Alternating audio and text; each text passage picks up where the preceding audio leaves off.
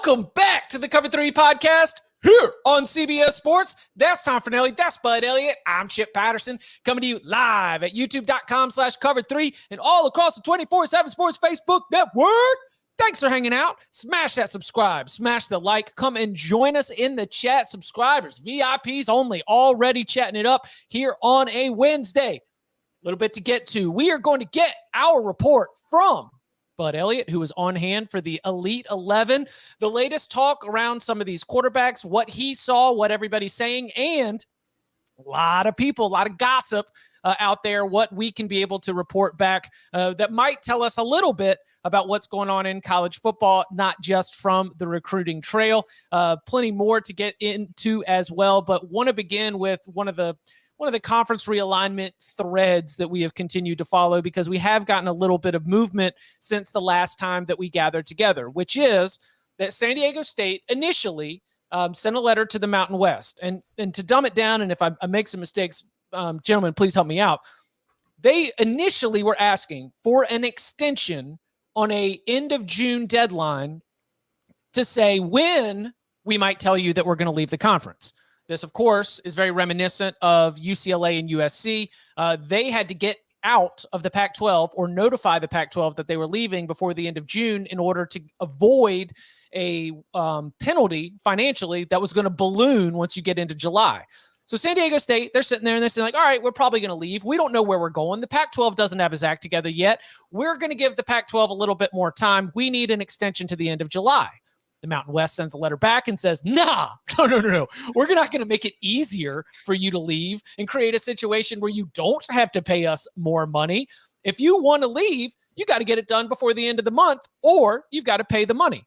So here's what we've got. We've got a Pac-12 that still doesn't have a media rights deal. We've got San Diego State, which is considered a potential target for both the Pac-12 and the Big 12, that does clearly have the intention of leaving the Mountain West at some point with some financial penalty. I mean, Tom, how about this? Where do you think San Diego State ends up? And then we can kind of unpack it from here. Either the Pac-12 or the Big 12. That is my solid prediction for where San Diego State holds up. This is like, I think your read of it's pretty accurate. It's kind of like, we're all married here. Imagine starting to date another woman and then going to your wife and saying, hey, I've been dating this other woman. I don't know if I want to leave you for her yet. Can you just give me another month to figure it out? Yeah. And then we'll get divorced. And, I only have to give you like this much money in the settlement instead of, the half. We'll settle on 25%. That's basically my read of what San Diego State has done here with the Mountain West, which is like I guess it's shoot your shot. What's the worst thing that's going to happen? They're going to say no, and then you're going to leave anyway. But I think San Diego State probably has maybe not solid, definite, written in concrete offers, but I'm guessing the Big 12 and the Pac-12 have both made it known to San Diego State that there is a spot for them.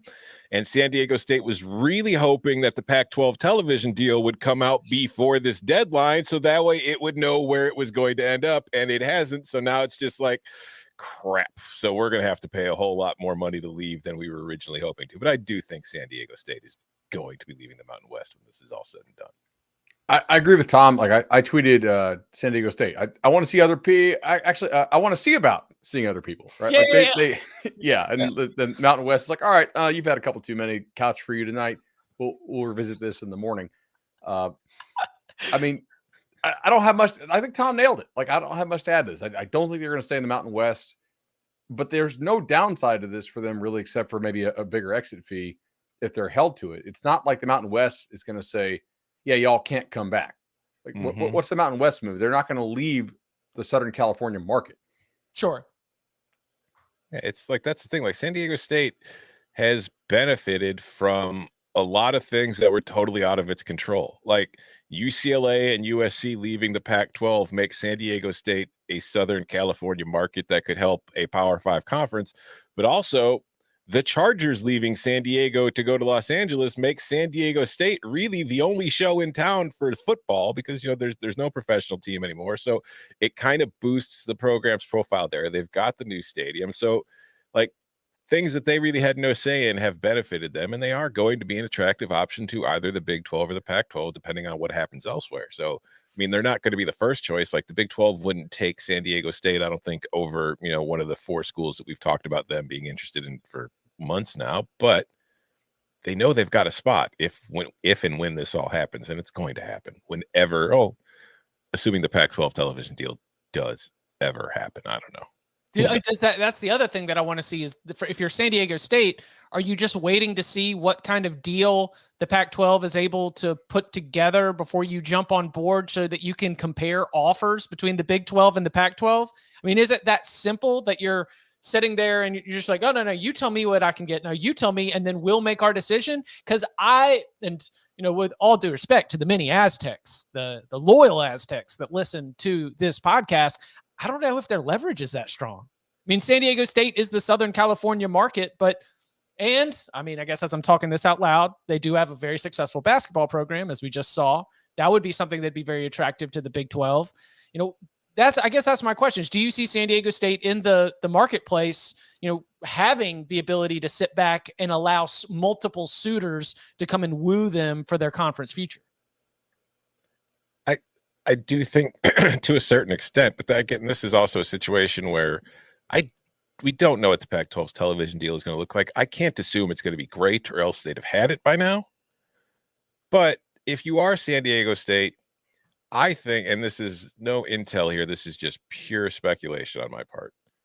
If you're San Diego State, would you be willing to sacrifice a couple million a year in television money just to stay or to join the Pac-12 simply for travel reasons? Because if you join the Big 12, you're going to be traveling to Cincinnati, you're going to be traveling to West Virginia, and that's a long trip for San Diego State. And it's something USC and UCLA are about to learn a lot about, but they're getting a lot more money to do it.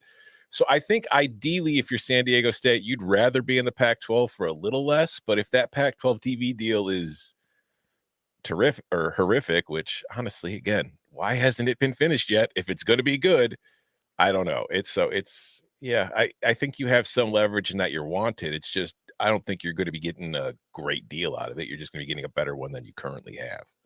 I think the other big part of that equation is for how long. Like if you're San Diego State's leadership, do you really think we're going to continue to fly all these non-revenue sports around the country? As the sport trends more towards being a business, I don't think we're going to continue to treat these sports, which for all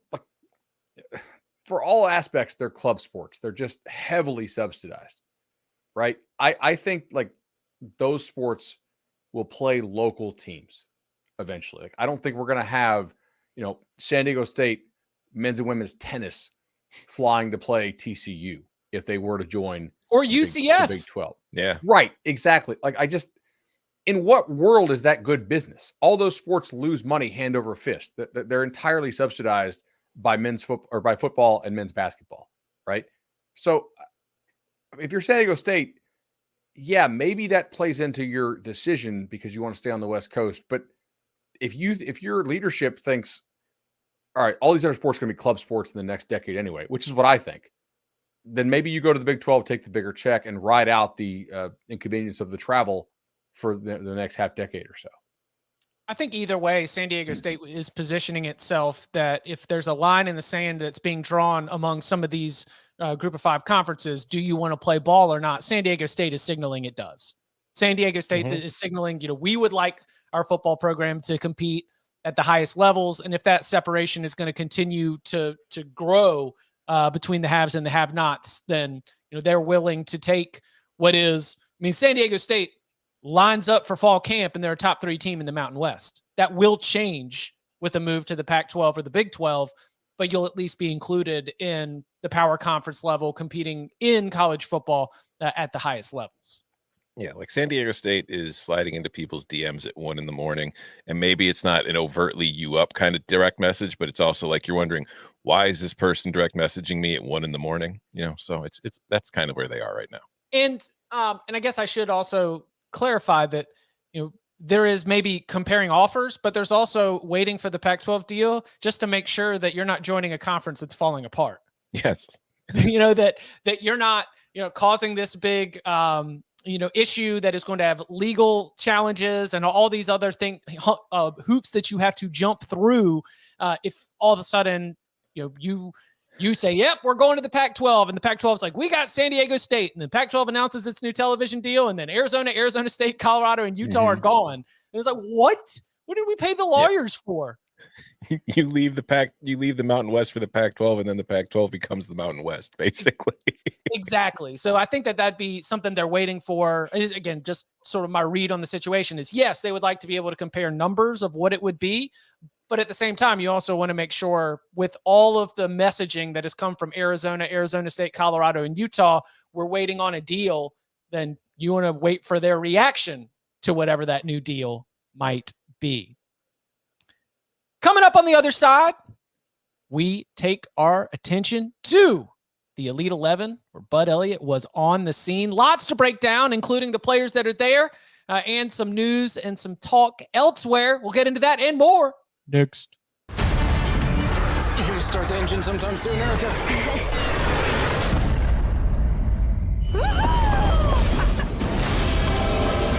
Do you know the odds of all of us being here at this time? It's improbable, yet here we are, together. Hold on to your saddles.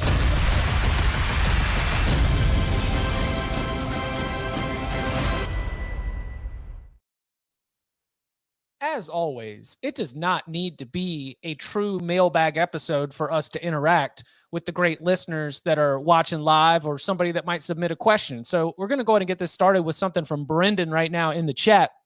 Brendan says, can Bud give some perspective on the Elite 11 from a recruiting evaluation standpoint?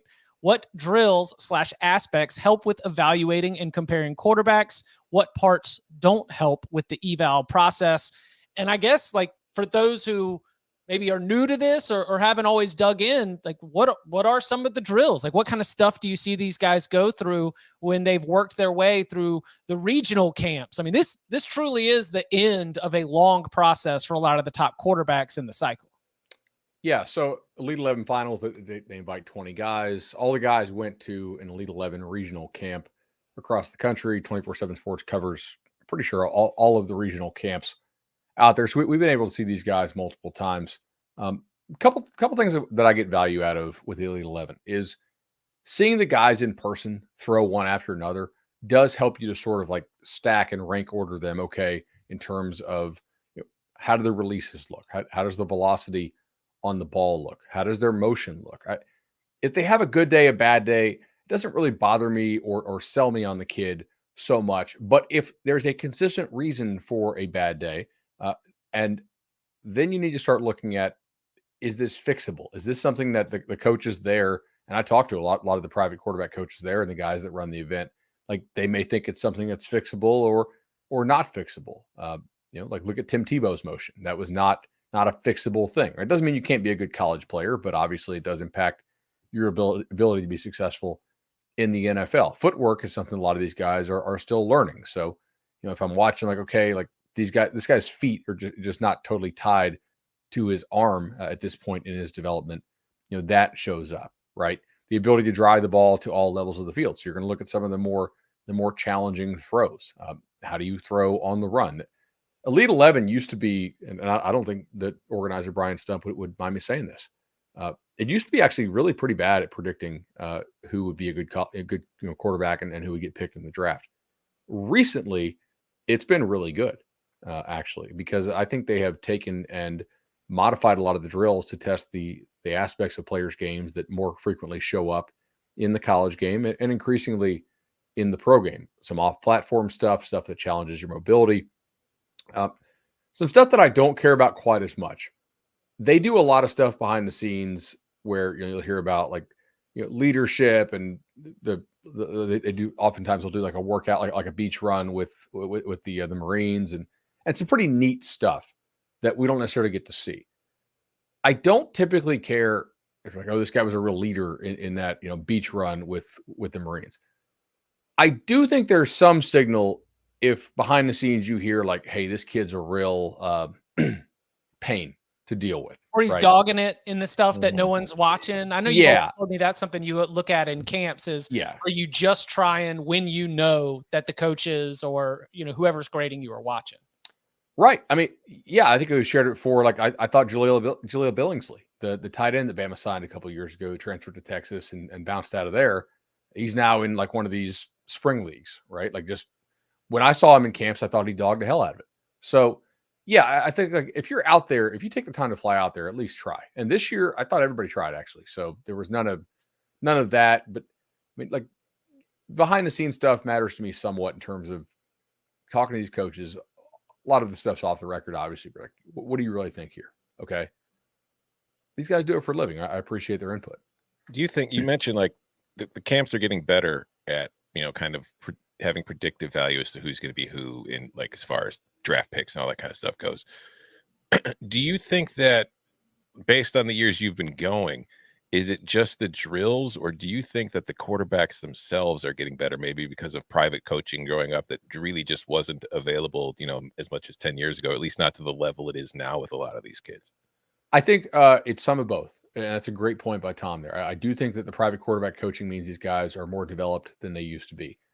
But they were doing like a lot of like West Coast footwork, drop back stuff in sort of like the early to mid 2010s when I first started going to this, that college teams just weren't doing, right? Like they're working on a lot of these West Coast concepts, under center, dropping back, and making the right progression read. Where Hugh Freeze is like scheming a guy wide open and off platform, Chad Kelly's running around and hitting him to beat Alabama, right? So what they were doing at Elite 11 more than a decade ago, to me, was not matching up what I was seeing in the college game.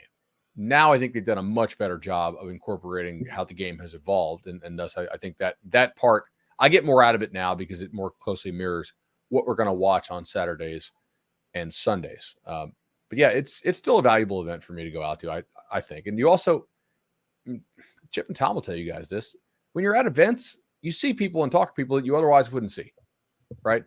And it's just, yeah, like you hear stuff. And they'll say things to you that you would never text. Yeah. There's a lot of stuff you cannot put in a text message that could be screenshotted that will be a conversation had in person. Exactly right. And even if it never makes the air, it still informs the coverage and discussion, right? You also get to see the college counselor. So last year, Caleb Williams was a college counselor. This year, he was just sort of out there. He just got back from, I think, European vacation or something.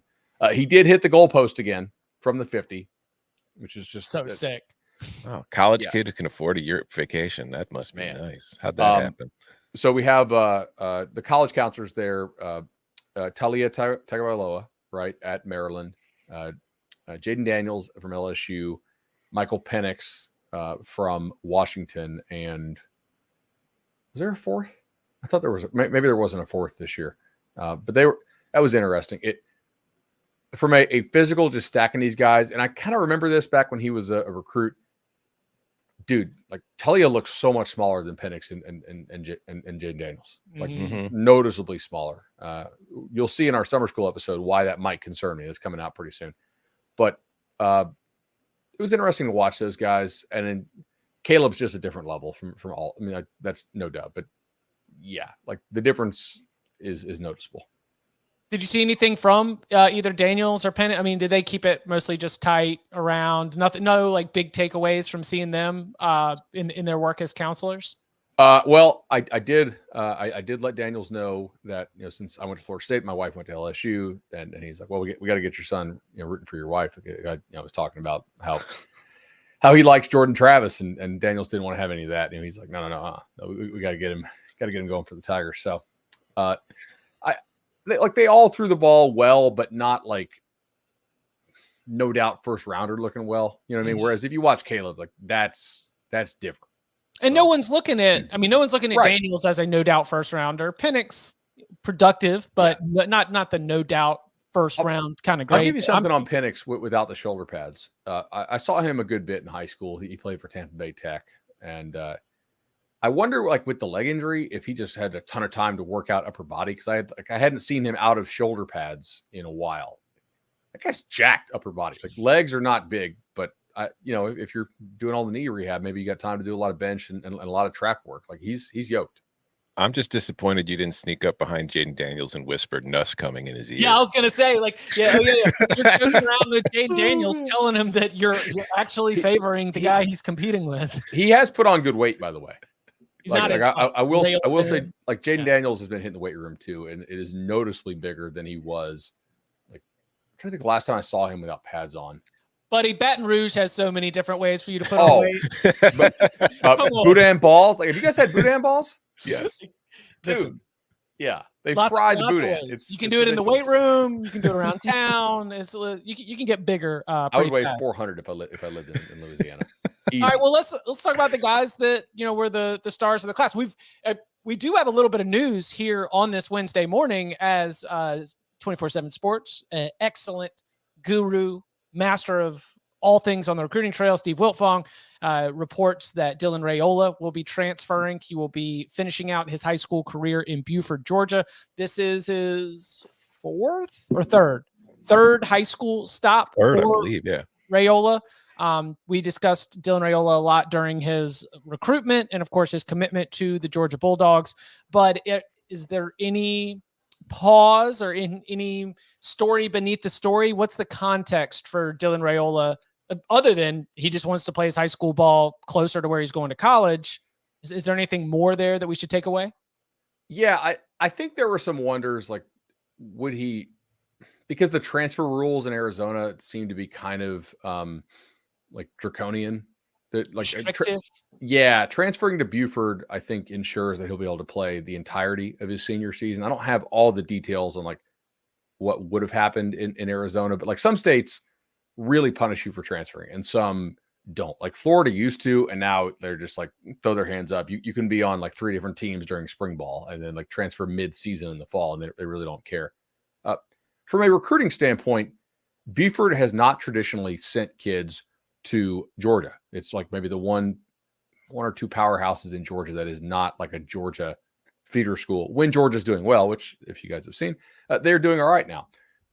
But they have a kid there, KJ Bolden, who I think is widely expected that Georgia is probably the most likely destination, 5-star type safety. He's a sleeper cell? Is this what we're getting at? Like they're sending him in there to help recruit?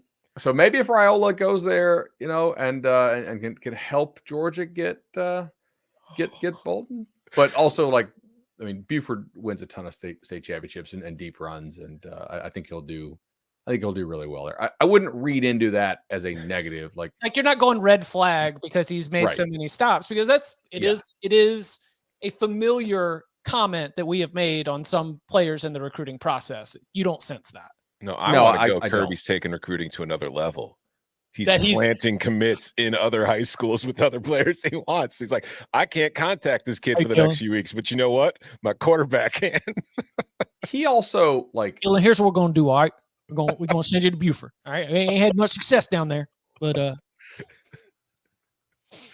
sorry. Seriously, buddy. No. I would just say, like, all right, physically, he's what you want him to be, and there were some people that thought he was heavy a couple of months ago, and he showed up looking like in great shape and looking, I mean, more physically put together than any of the college counselors there. So, wow, like checks that box from like, like if you put him like next to Daniels and Penix, and you blurt out the face, because like there's a little more baby face obviously with a 17-year-old kid than there is like a 23-year-old.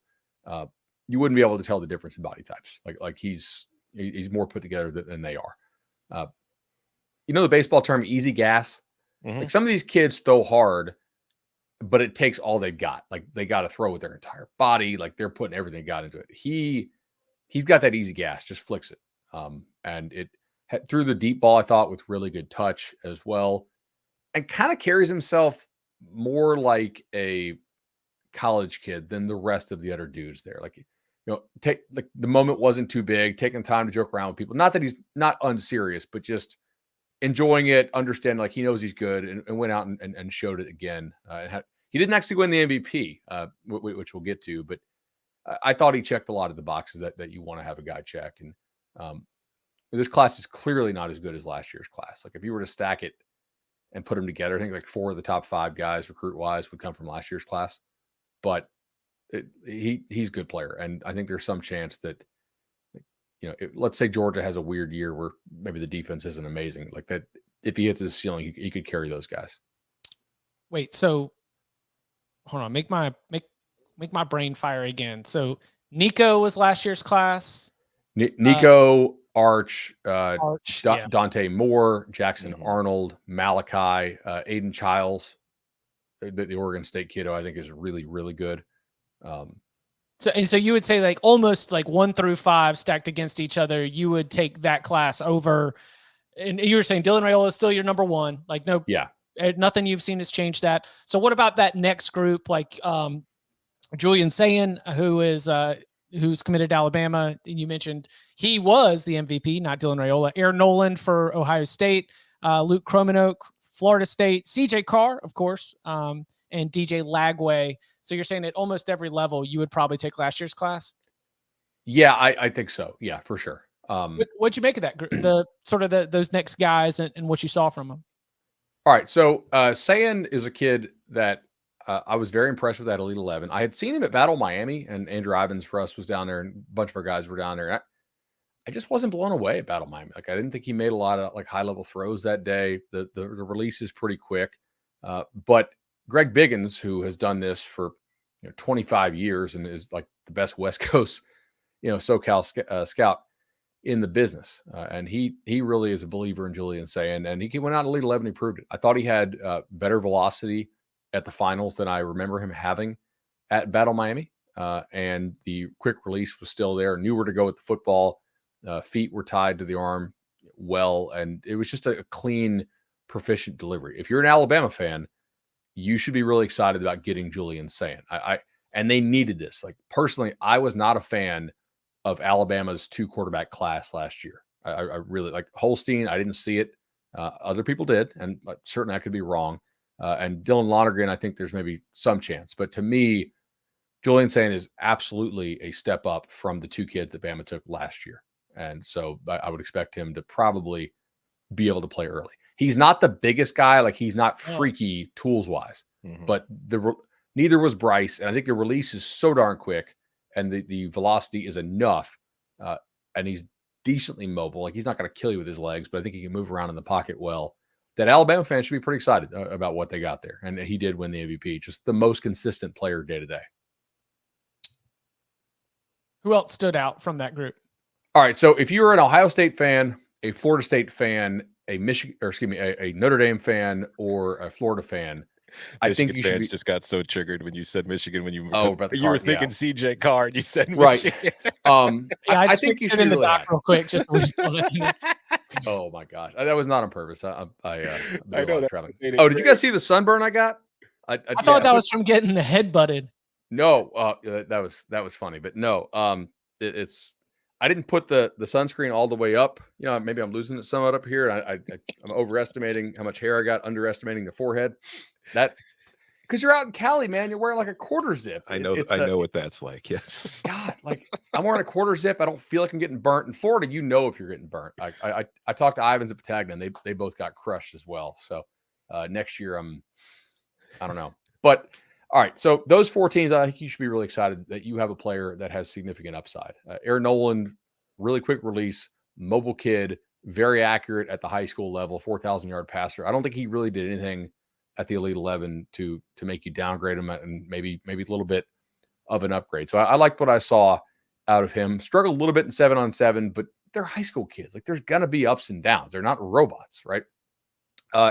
Luke Cromenoak is a guy that Florida State's been extremely lucky to get in on early. I think, like, they did a good job of scouting, but also when they offered him, the kid had never started a high school game at quarterback. He was a safety and receiver. And it turns out now, we've known about this kid for a little because he threw side by side with a kid named Chris Parson at their elite camp last year before he was ever a starter.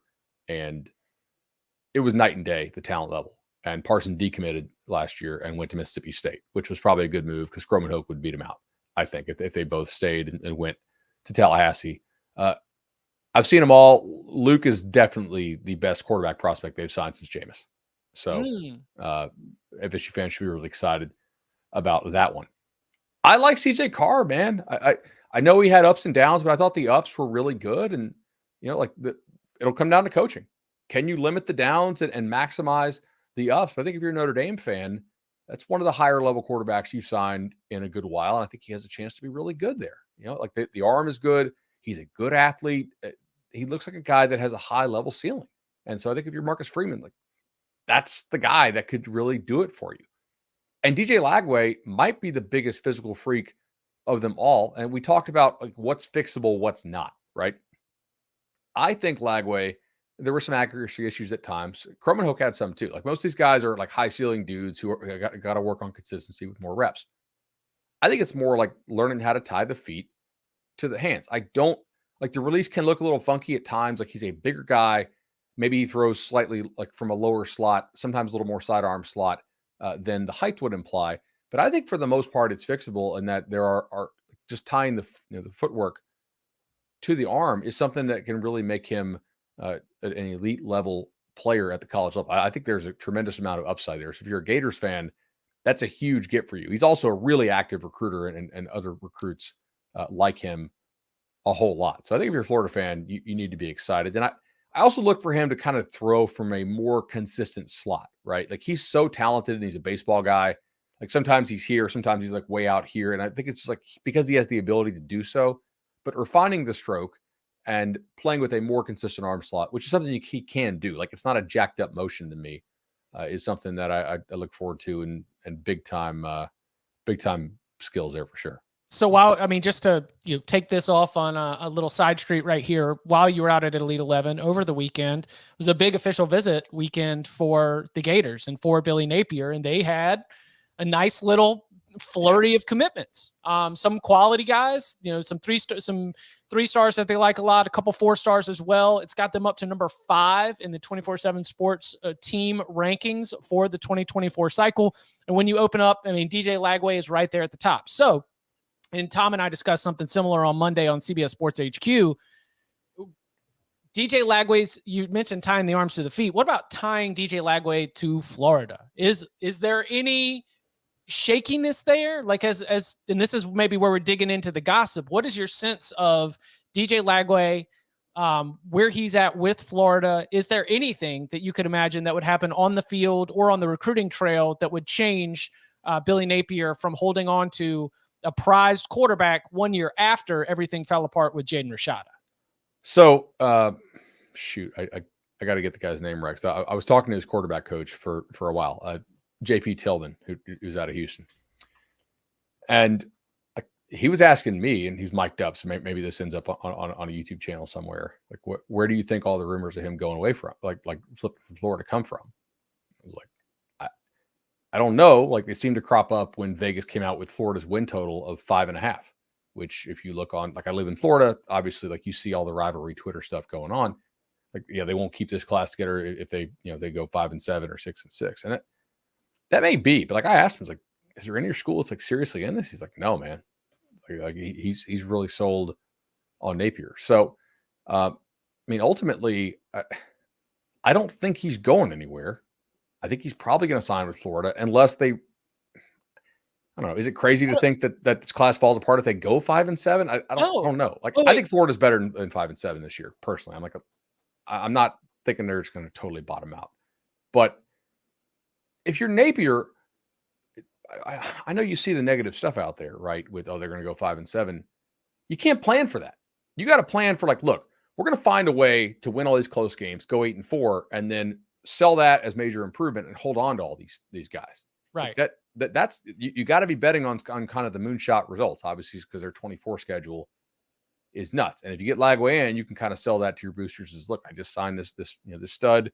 He's going to have maybe a learning year in 2024, given that schedule, and we'll roll with things from there. So, like so many things could happen, but I don't think it feels like the recruiting class is more relevant than the record.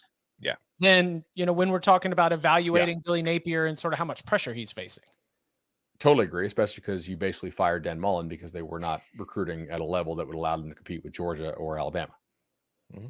He turns in a top 5 class, things change. Sorry, Tom. Yeah. No, I was just going to say that's part of it. It's like if Florida goes 7-5, but they've got a top 5 recruiting class, I don't think anybody's going to care about the 7-5.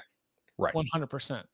But yeah, very, very difficult schedule. It begins with a trip to Salt Lake City to go and play Utah I got a question for you, bud. Yeah. We talked about it earlier when you had a little slip up there with CJ Carr. Michigan fans probably aren't as triggered by that as they might have been at the time because of Jadyn Davis, who is a 5-star committed to them. Was he at the camp this year? Was he at Elite 11 or is he? He was, yeah, and he made our final 11. I thought he was solid, right? Like he was solid. He's a guy that we've known about for a long time. I mean, he's 3-year starter in high school, will be a 4-year starter. Has been really productive in high school. 64%, 68 touchdowns, 15 interceptions over his career. Some mobility in his game. I just think you got to be careful. Like certain guys grow first, right? Mm-hmm. And develop earlier. And ultimately it's not where you are at 15 or 16.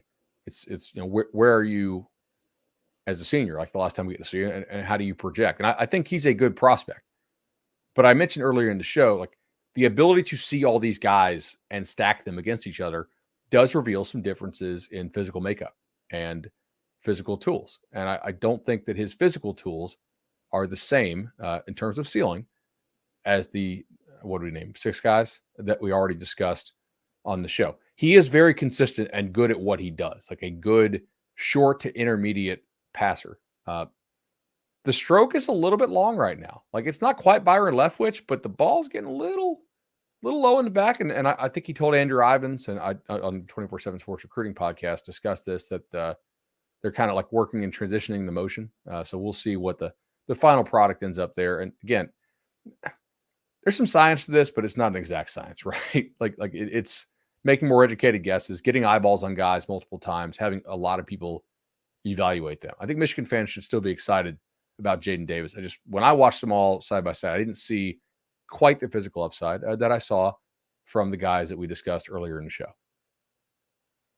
Coming up on the other side, there's a lot to learn about the 2024 cycle, some of the big quarterbacks. We got a few more names that Bud wants to turn your attention to. And also, a lot of those conversations we just mentioned might have sent Bud back to us a little idea of what's happening at some of the top quarterback battles in the country. We'll get into that and more next. Come and get it. So much new penis. So when are you going to put those needles in?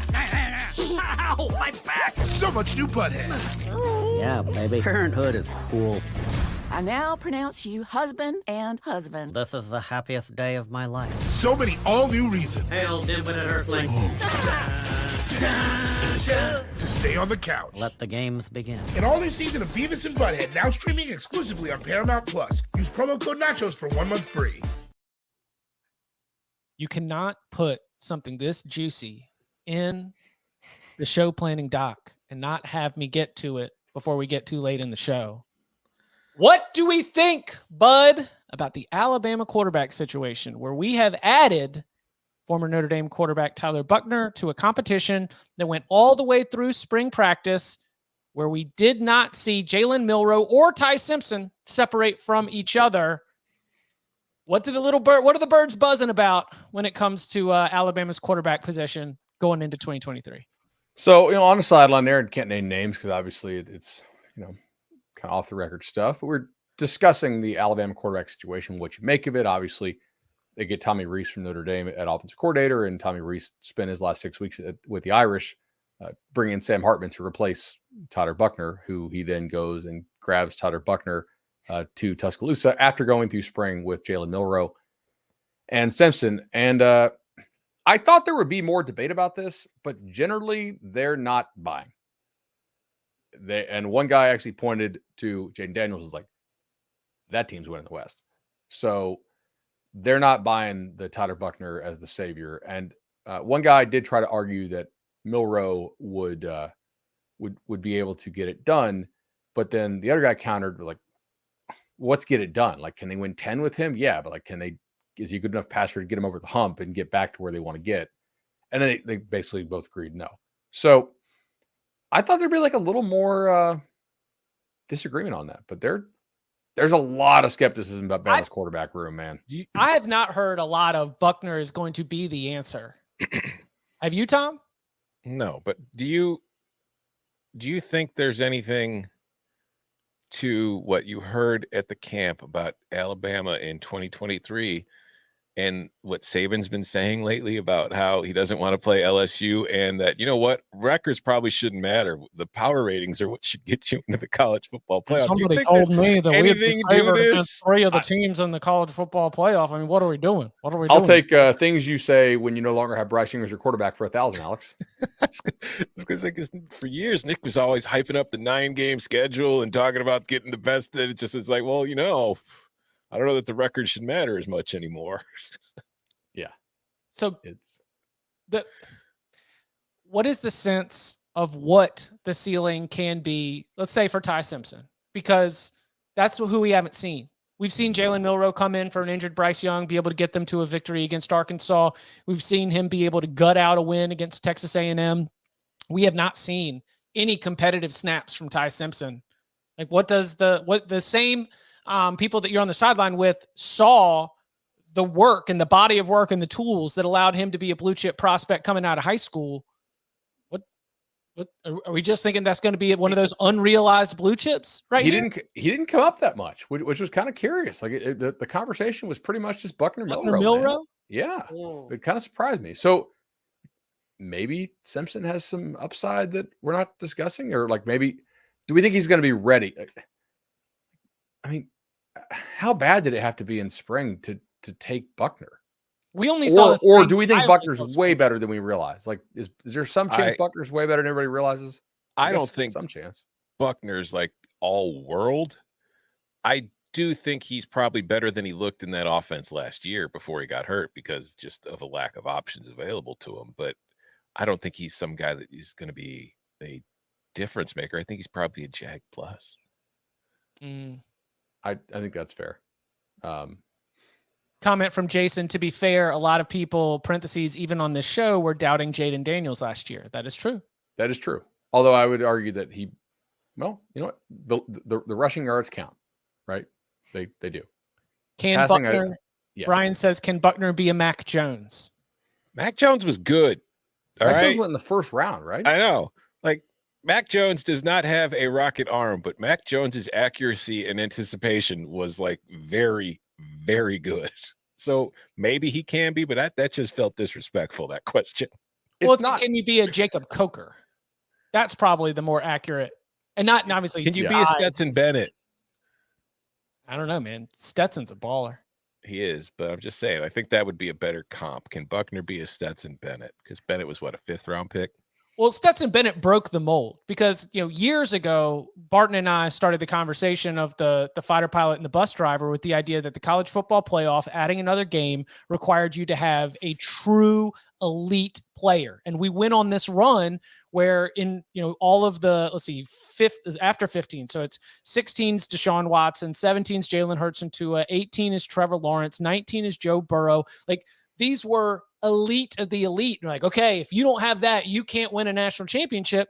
In Georgia and Stetson Bennett have kind of broken that mold a little bit. That's like the interesting thing is now Alabama needs a Georgia type situation where they're so good at everything else that they do that the bar for the quarterback position has dropped a little bit.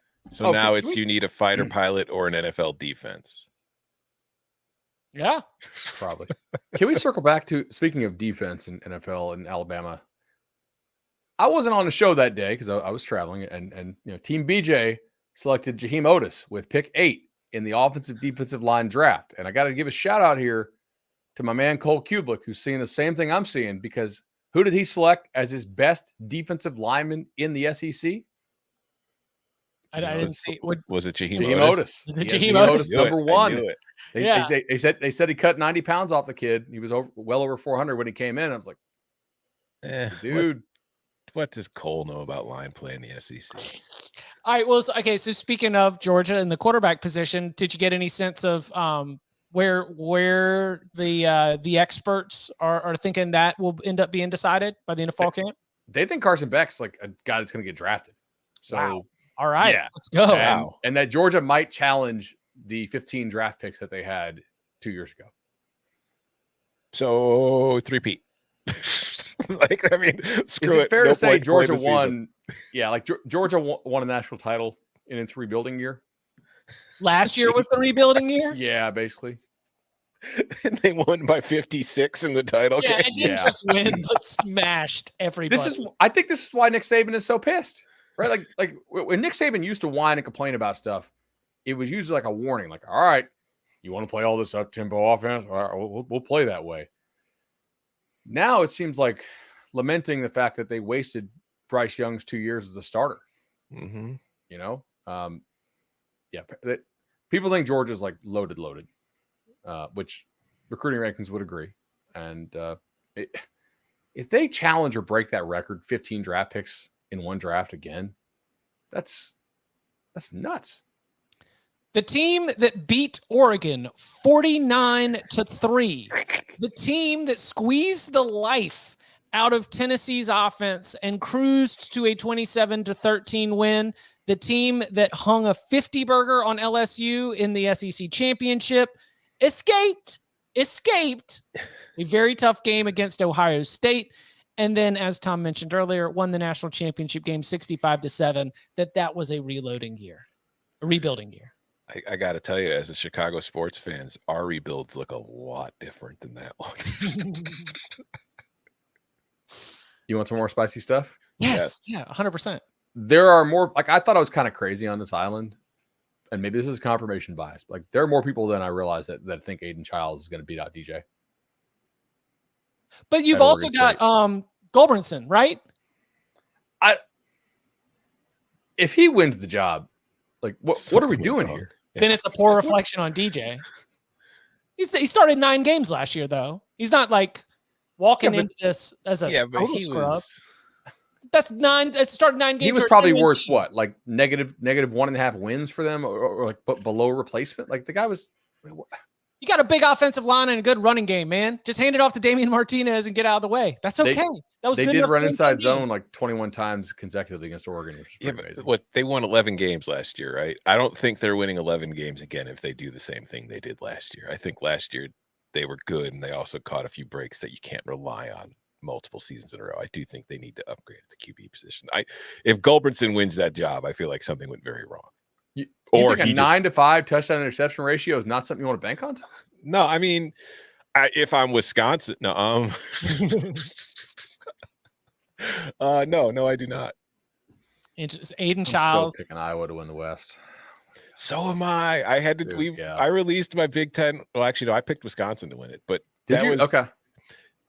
Well, getting off topic here, but my Big Ten win total post came out today, and I had to go through the entire schedule. And while I've been kind of doubting Wisconsin all year long on this offseason, just skeptical about what's going to happen, I came out of it the haze with Wisconsin at 10-2, Iowa at like 9-3. So. And Bud, like, I don't know if you're familiar with this annual exercise over at cbsports.com, but this isn't just like make a pick and explain it, but this is pick every game. Put your name to definite results for the entire conference. Oh, the whole conference. Okay. Mm-hmm. Yeah. So it's like my ACC story is going to go up on Thursday, and there are a couple spots in there where it's like, oh man, like Louisville, Miami. I don't know. Louisville, like we would, when we're talking about win totals here on the show, we'll call it a coin flip. And you'd be like, oh, you win half your coin flips. When you're doing this exercise, you got to make some tough decisions. You got to pick one. And Tom's tough decisions left Wisconsin at 10-2, winning the West. They got a more favorable schedule than I realized. But yeah, I think last year I went 6-5-3. So I finished plus 1.05 units in my picks last year. So, there you go. I need to go back and look and see how I did. You'll be shocked. I've already run the Chipalytics for that ACC story running tomorrow. That I've got Boston College, Virginia Tech, Georgia Tech, and Virginia at the bottom of the conference. Oh, no. Cut their pay. Qs? What? Are you buying Qs? 7-5 overall, 4-4 in ACC play. Didn't they just land a big recruit? Yeah, they're actually doing okay on the recruiting trail. I'm with you that I think the internal promotion to replace Anai is still going to keep the offense like funky in a good way. So I'm kind of in on that. But anyway, that's all for anything else from Elite 11. I know we've gone off the road just a little bit. Anything else you want to turn your attention to, call your shot in terms of the 2024 quarterbacks? Yeah. Okay. So a kid named Will Hammond, right? Going to Texas Tech, just consistent, decent arm. really polished. I think he'll throw for like 1,000,000 yards in that offense they run. I think they should be pretty excited about that. Also, kid named Ethan Grunkemeyer going to Penn State. I had not seen him in person before, and I liked what I saw. I thought he really had some good juice, and a developmental kid for Penn State, and they've consistently done a nice job getting on these guys early. And I think Penn State fans should be pretty happy. And the kid I'm really intrigued by plays by me here at West Orange High School here in Orlando. Well, Winter Garden, but whatever. He's 16 years old and has like the top ball speed out of anybody there, and like throws it just as hard as the college counselors. It's like all arm, and he's pretty raw. He had a separated shoulder last year, but played through it. And I mean, yeah, like I was pretty impressed. Like it's like he's raw. Trevor Jackson. Okay. Sorry, I probably should say his name. He just got the All-American Bowl invite, so I was happy to see that for him. And I think Miami offered him recently, a couple other guys. We got a Trevor Jackson question. Cool, look at that. Yeah, PitMed 16, loyal live viewer here. Bud, is Trevor Jackson, who's at Elite 11, pretty much down to Pitt, Texas A&M, Miami, or you do think he ends up elsewhere? I don't know if he's down to them, honestly. Like, I think those are probably like Pitt has been consistently on him, and that tracks because they do a great job scouting the state of Florida. Like Pitt just does a nice job in the state of Florida. Obviously, Charlie Partridge, their defensive line coach, is a dude that has done this for a long time and done a really good job in Florida. Kalijah Cansey, nice examples from it last year. A&M just took another quarterback, so I don't know exactly what their status is there. And Miami did offer Trevor, I think, when he was on the flight out to Elite 11. So we'll see. If you're him, you're like one of the last uncommitted kids out there. I imagine more offers will continue to roll in. So we'll just have to see how it unfolds. If you're a Pitt fan, you're hoping this ends like yesterday. Yeah, like right? It's locked down and he's in the early signing period. I guess that's another. Like, do you think that this class of quarterbacks is going to be all early for the most part? Like, will any hold out for the final period? Yeah. I think with quarterback, especially if your school lets you do it, there probably is an advantage to going and graduating and going to get into spring ball. Like some positions, like I don't know if it's a huge advantage, but quarterback, I think because of how much mental is involved in playing quarterback, it probably is a big enough advantage. You should try to do it. So I haven't heard of anybody not doing it, but some schools just don't let you do it. Like Aquinas down in South Florida, you got to graduate, all 8 semesters. So I don't know. That's a good question. I'll ask around. That's just a curiosity of mine. Is there is movement at the administrative level of really taking a second look at the early signing period, when it is, whether it still has a lot of value. And I think that every new class gives us another set of data to sort of figure out what's best for some of these players coming out. So it should be very interesting to check out. So it's been a minute, right? We haven't gotten a chance to really open up that big old bag of mail, and it's getting stuffed. Of course, you can always add a question to the mailbag by leaving us a 5-star review. And in that review, you can put your question. You can also reach out to us on Twitter or email, or as so many of you love to do, and we love to hear from you, you come and you join us live at youtube.com/cover3. So it'll be another mailbag episode Thursday, 11 a.m. Eastern time. Come and hang out. Join early. Come as soon as the link goes live. Come in 1 hour, 2 hour early. Drop your question, and we'll be able to see it even before we get to showtime. And you can follow him on Twitter at Tom Fernell. You can follow him at Bud Elliott 3. You can follow me at Chip_Patterson. Gentlemen, thank you very much. Shout out Stephen F. Austin bowling team.